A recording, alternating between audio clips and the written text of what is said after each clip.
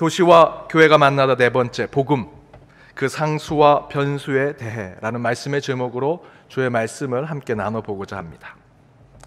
코카콜라 병 디자인이 여러분 어떻게 만들어졌는지 아십니까?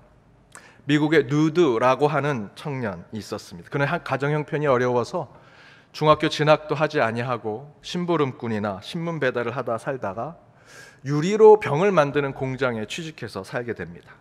그런데 어느 날 주디라고 하는 여자친구가 코카콜라 병 디자인 공모하는 그 신문 광고를 가지고 와서 그 남자친구에게 이 공모에 한번 내보라고 격려를 합니다. 당선작이 당시로 어마어마한 금액인 600만 불이었습니다. 그런데 그 상금에 대한 조건이 이렇게 붙어져 있었습니다. 병의 모양이 예쁘고 물에 젖어도 미끄러지지 않으며 보기보다 콜라의 음료가 적게 들어가고 깨진 병 조각을 보아도 코카콜라 병인지 알 수 있어야 한다. 공모에 흥미를 느낀 루드는 회사를 그만두고 디자인을 하기 시작합니다. 그런데 6개월 동안 루드는 마땅한 디자인을 하지 못하고 고민만 하게 됩니다.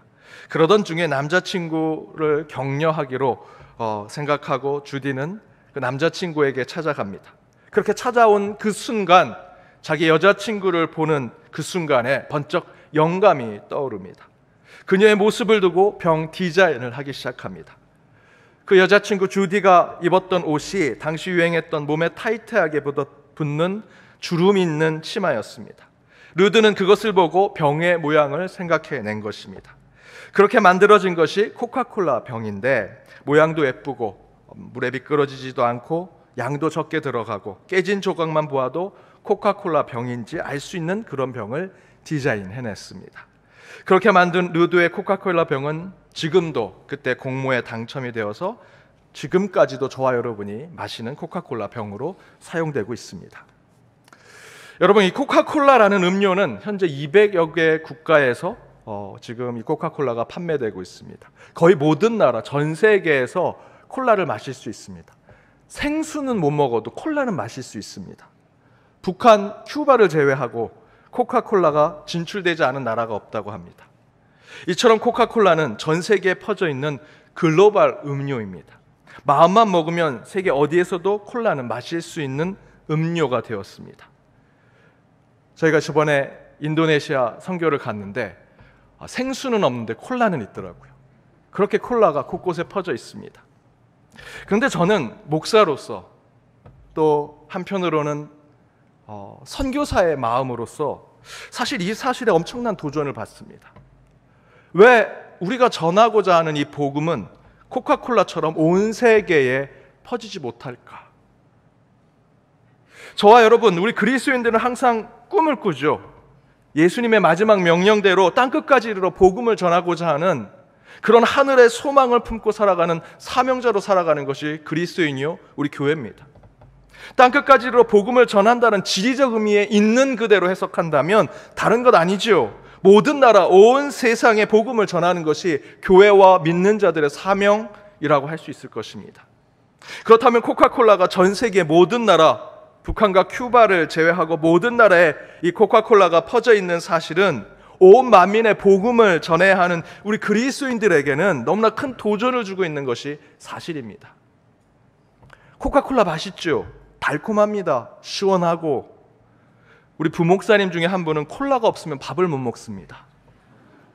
저는요, 산에 올라갈 때 그 편의점에서 콜라 한 캔을 뒷주머니에 넣고 등산을 합니다. 마지막 정상에 올라가서 콜라 하나를 딱 따먹으면 얼마나 행복한지 모릅니다. 하지만 여러분, 콜라는요, 이 음료수는 첫 번째 마시는 그 첫 모금이 제일 맛있죠. 그 다음부터는 시원한 것도 떨어지고 탄산도 좀 떨어지고 먹을 때마다 반감기 효과가 나타납니다. 점점점 맛이 떨어지죠. 콜라는 사실 절대로 우리에게 영원한 행복을 주는 것이 아닙니다. 하지만 복음은, 저와 여러분이 품고 있는 이 복음은 영원한 기쁨과 행복을 주는 소식 아닙니까? 콜라와는 비교할 수 없는 기쁨이 있는 것이 기쁜 소식, 복음입니다. 그런데 그 영원한 기쁨과 행복을 주는 복음이 순간의 만족과 즐거움을 주는 콜라보다도 더 널리 퍼지지 못한 이유가 있다면 저와 여러분이 그 복음을 전하는 선교에 대한 정신, 선교에 대한 전략에 문제가 있다라고 할 수 있겠죠. 무엇이 문제겠습니까? 저는 그 문제가 복음의 본질, 복음의 핵심, 그리고 그 복음의 본질과 핵심을 전달하고자 하는 복음의 모양, 복음의 매개체에 대한 관계성 안에 문제가 있다라고 생각이 듭니다. 다시 정리해서 말씀드리면 오늘 말씀의 제목처럼 복음의 정수와 같은 본질과 핵심을 변하지 않는 복음의 상수라고 한다면, 그 변하지 않은 복음의 상수는 우리가 굳건히 지키되 복음의 상수를 전하고 매개하는 복음의 다양한 그 모양과 상황, 우리는 그것을 변수라고 합시다.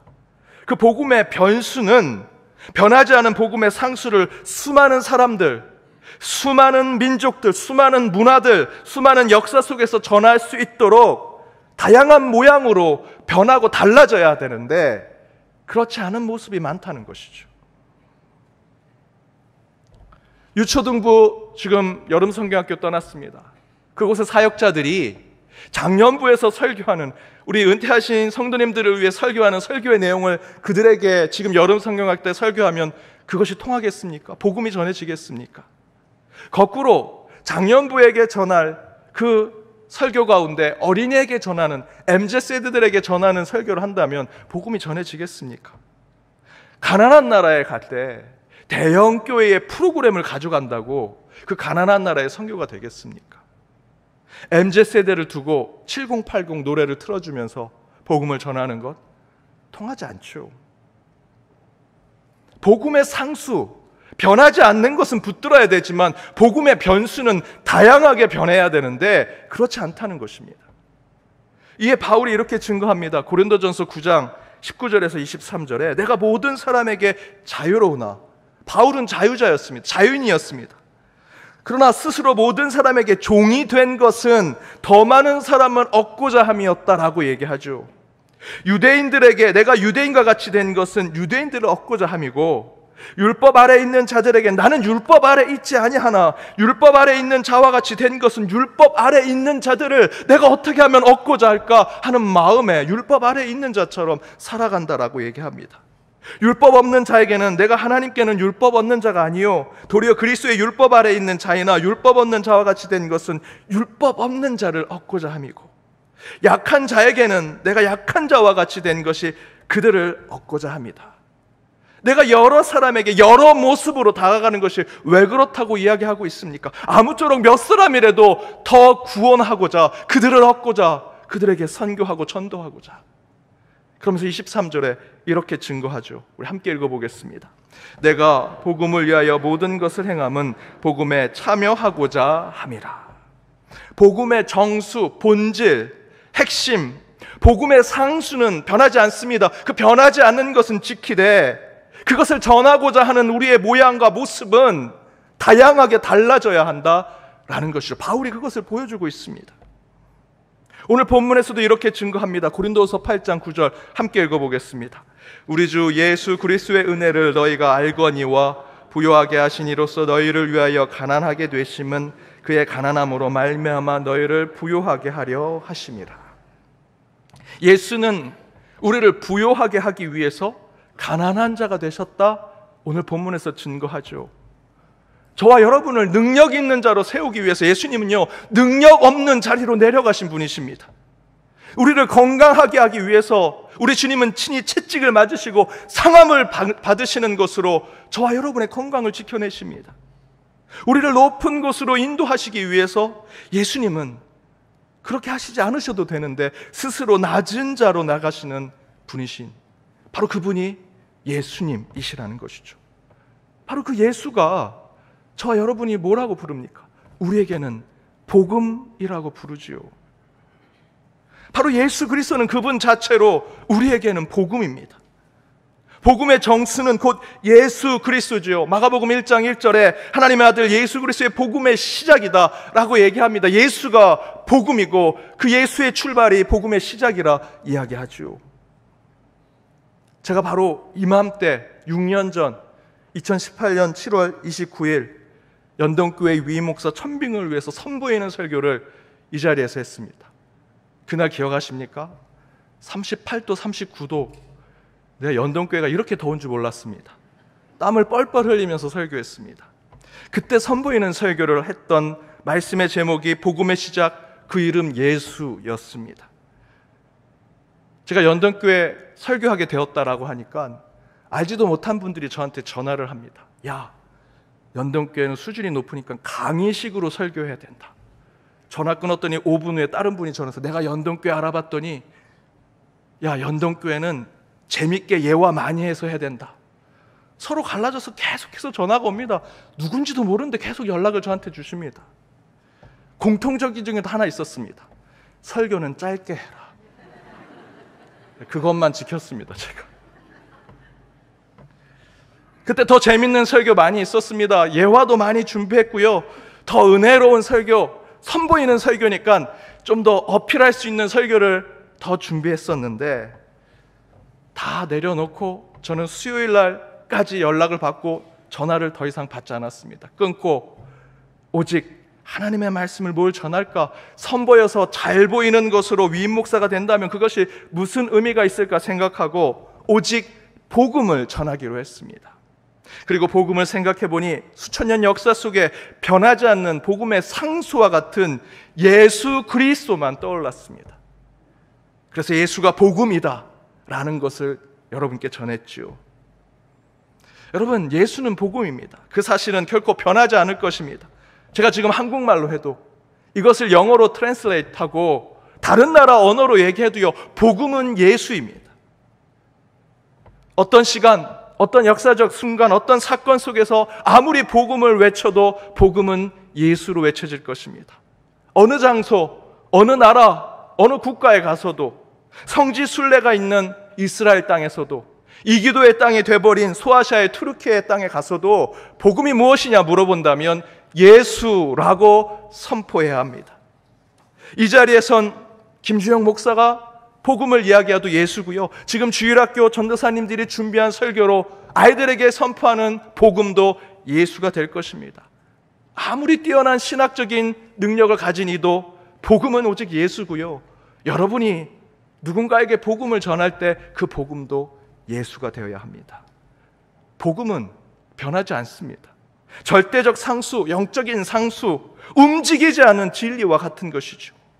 그러나 절대 상수인 복음을 전하는 수많은 모양과 매개체는 다양해야 합니다. 복음의 상수는 변하지 않지만 그 복음을 전하는 사람들, 그 복음을 전하는 언어들, 그 복음을 전하는 방법들은 변화무쌍해야 하고요. 수많은 변수들은 복음을 전할 준비를 하며 상황에 맞춰서 다른 모습을 보여주어야 합니다.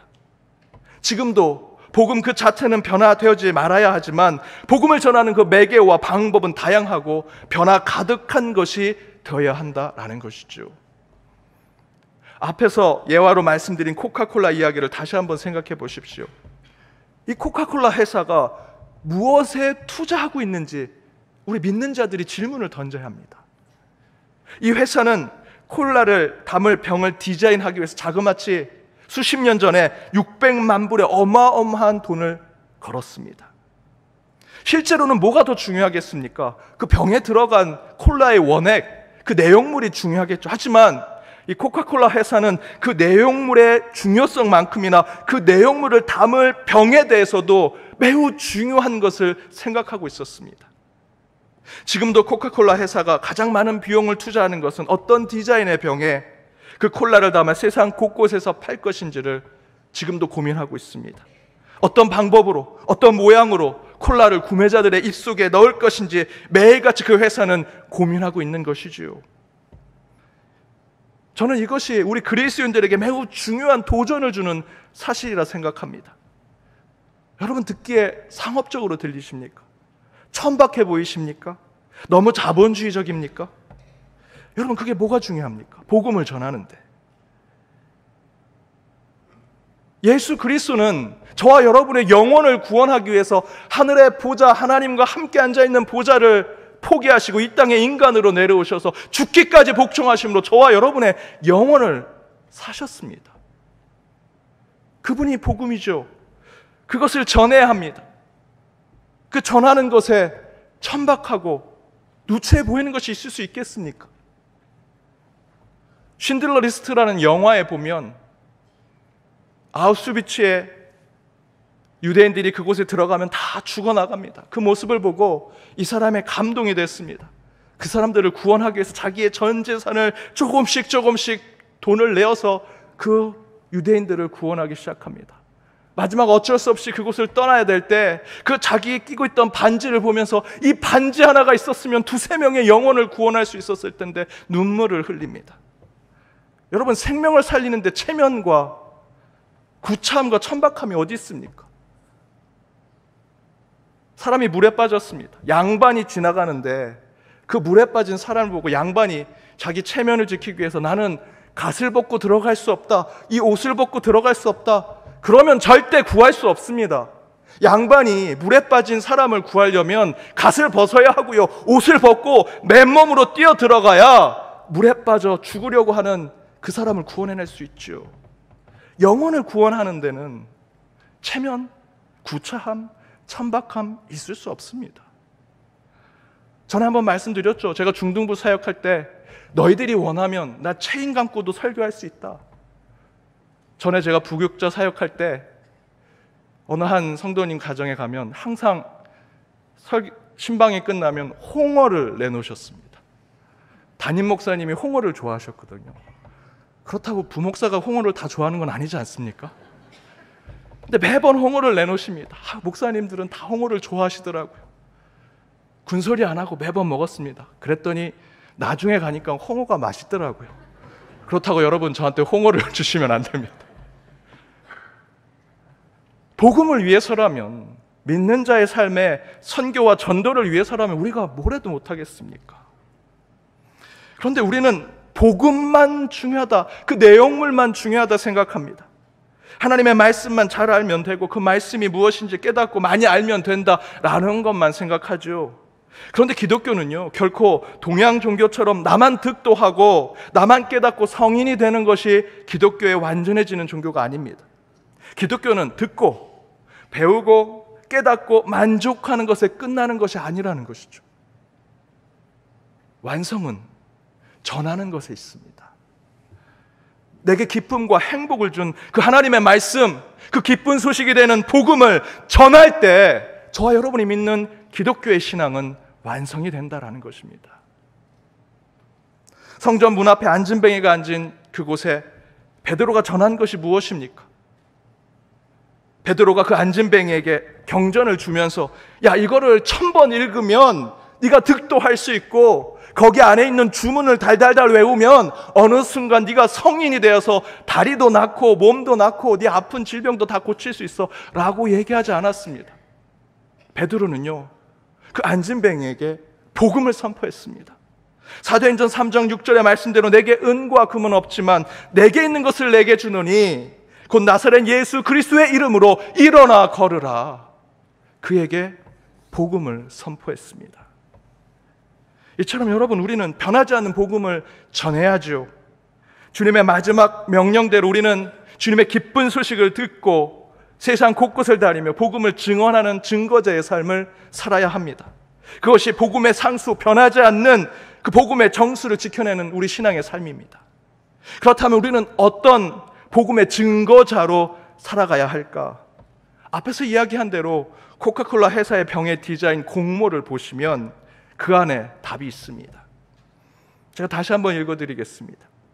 병의 모양이 예쁘고 물에 젖어도 미끄러지지 않으며 보기보다 콜라의 음료가 적게 들어가고 깨진 병 조각을 보아도 코카콜라 병인지 알 수 있어야 한다.